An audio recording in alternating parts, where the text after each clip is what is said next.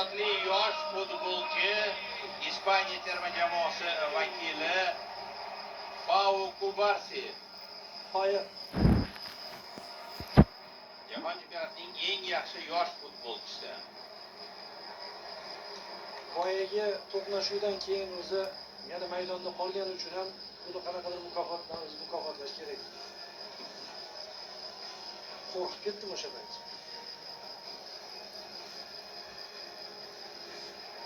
Jahon chempionligidan tashqari bir umrga eslab yuradigan yana bir sovrin. Shunaqa.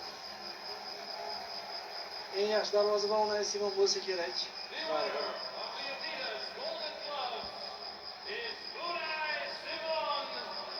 Shu.